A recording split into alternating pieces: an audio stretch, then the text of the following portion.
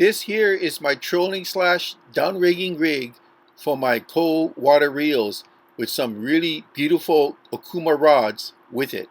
Thank you. Aloha guys, Scuba Chris here. Are you familiar with this reel? Because for a while I was not. This is called a cold water level wind reel. This is the largest of the cold water series. There's a 303 and a 453 that's smaller than this, and they're all level winds. The smaller ones have a built-in Linecounter, but this one here is the largest of the series, the 553, and it does not have a built-in Linecounter. You can use these reels for trolling behind your boat, but I prefer using live or dead bait and putting weights on it and getting it on a rigger or as far down as I possibly can. And the counter helps, but you really don't need the counter. This is the CW553LS. It is part of the cold water level wind series of Okuma, and these reels here were made for specifically two type of functions. It was made for the Great Lakes, deep water Great Lakes that are very, very cold, as well as the Pacific Northwest. So when they call it a cold water reel, it's not because it has special seals or grease that can withstand cold water. It's because it was meant to be used in cold water. And it was mostly meant to be used as a trolling reel, a slow trolling reel for boats. Not shore purpose, but boats. I guess you could use it from shore if you were off a bridge, but what you would fill this with is copper wire line. And the reason why I use copper wire is like lead cord. It is heavy. So depending on the speed that you're trolling at, it will get your line down further down into the water. And this type of copper line is very popular trolling in the continental U.S., in the Great Lakes, Pacific Northwest, like off Washington State up to Alaska. And they're basically targeting salmon, trout, and stripers. Now you don't have to use copper line.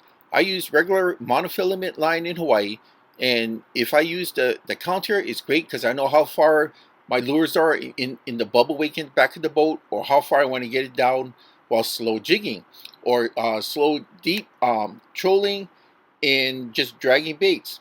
But you can use it without the counter or with the counter. Other marks, this would be perfect for because of the large line capacity.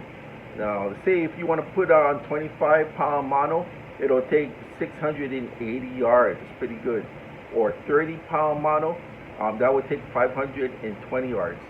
So it does have its... This is kind of difficult to toss from shore. I mean, I've tried and I can get maybe 30, 40 yards. But if you do it from the shoreline, you can always paddle out, and paddling out baits always works really well. And 40 yards, which is what I think I might use, 40 or maybe 50, but 40 yards will take 440 yards. So, you know, I'm not going to look a gift horse in the mouth. I'm going to use this. But it's a level wind. See, that's a level wind. And you're going to say, well, level winds may not be that popular. Well, it may not be popular because you cannot toss it far from shore because of the friction of the bar going back and forth. But you can use it off a boat. Now, this one does have a line counter, but I don't need a line counter. When I first started trolling back in the 70s along the shoreline, I was using level winds back then. I was buying them from... I didn't realize how popular this reel was until I went to the Pacific Northwest going for salmon. Wow, was this a popular reel. And I was also told in the Great Lakes this is one of the preferred reels to use. And here in Hawaii, I'm using that to go trolling with. Now this reel here, it comes with 2 ball bearings and 1 roller bearing. The gear ratio is 4.7 to 1. That means for every 1 rotation of the handle, the spool is going to rotate 4.7 rotations. And that's the low end gear ratio is perfect for bringing in big fish because you don't want a high gear ratio to bring in small fish. You're looking for big fish, so you need a lower gear ratio for the bigger fish, and this is the one you need. It has 40.7-inch line retrieve, which means for every turn of the handle, you're going to be bringing in almost almost 41 inches of line.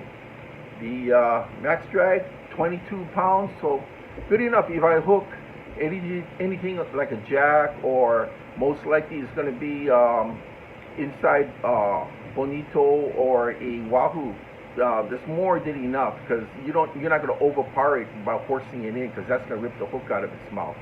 All right, and the weight, it is a fairly heavy reel, but won't matter if you're bottom jigging off a boat or a kayak or just trolling. The weight here is 30.7 ounces.